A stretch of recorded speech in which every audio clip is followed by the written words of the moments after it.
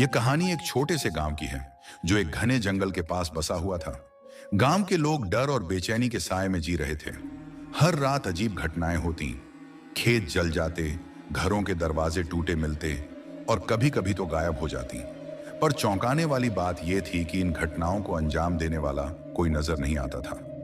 लोग इसे अदृश्य योद्धा का काम कहते थे। यह एक ऐसा नाम था जो गांव के हर बच्चे और बूढ़े को डराने के लिए काफी था। गांव के चौपाल पर लोग जमा थे।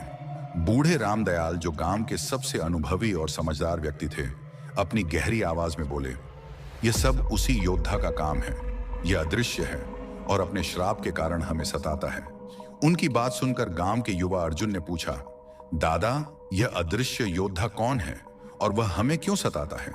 रामदयाल ने लंबी सांस लेते हुए कहा, कई साल पहले इस जंगल में एक महान योद्धा वीरसेन रहता था।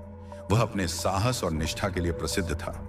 लेकिन जब उसने एक श्रापित काल सर्प को मारने की कोशिश की तो सर्प ने उसे श्राप दे दिया। वह अदृश्य हो गया और तब से उसकी आत्मा भटक रही है।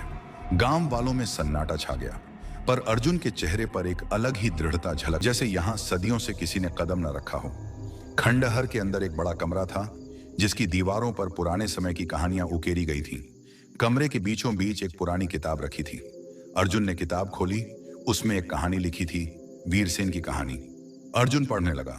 वीरसेन एक महान योद्धा था जिसने अपने राज्य की रक्षा के लिए काल सर्प से युद्ध किया, परंतु सर्प ने उसे श्राप दिया, तू अदृश्य हो जाएगा और तब तक भटकेगा जब तक कोई अपनी सबसे अनमोल चीज का बलिदान नहीं देगा।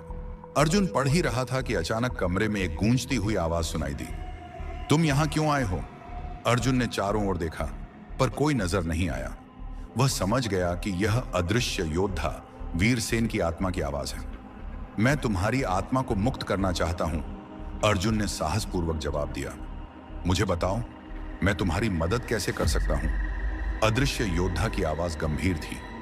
यदि तुम सच में मेरी मदद करना चाहते हो तो तुम्हें अपनी सबसे प्रिय चीज का बलिदान देना होगा। पर याद रखना, यह बलिदान तुम्हारी इच्छाओं और तुम्हारे सपनों को खत्म कर देगा।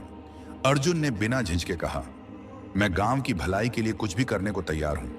तभी खंडहर का फर्श हिला और अर्जुन खुद को एक रहस्यमयी स्थान पर खड़ा पाया। वहां 3 चमचमाते दीपक जल रहे थे। हर दीपक के पास एक संदेश लिखा था। 1, अपनी यादों को त्यागो। 2, अपनी तलवार को छोड़ो। 3, अपनी इच्छाओं का बलिदान दो। अर्जुन के सामने कठिन निर्णय था। वह सोचने लगा, मेरी यादें मेरे परिवार की हैं, उन्हें मैं कभी नहीं भूल सकता। मेरी तलवार मेरा जीवन है, लेकिन मेरे गांव की रक्षा उससे ज्यादा जरूरी है। कुछ पल सोचने के बाद उसने तीसरा दीपक चुना। मैं अपनी इच्छाओं का बलिदान देता हूं। अब मेरी कोई व्यक्तिगत चाहत नहीं होगी। पूरी जिंदगी गांव की सेवा में समर्पित रहेगी।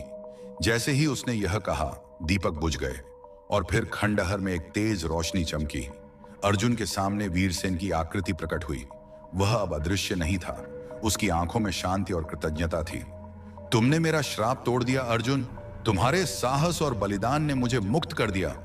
अब मैं शांति से जा सकता हूं। अर्जुन ने सिर झुकाकर कहा, यह मेरी जिम्मेदारी थी। आप जैसे योद्धा की आत्मा को शांति देना मेरा कर्तव्य था। वीरसेन मुस्कुराया और धीरे धीरे प्रकाश में विलीन हो गया। खंडहर फिर से शांत हो गया। अर्जुन गांव कि सच्चा बलिदान हमेशा अच्छाई को जन्म देता है।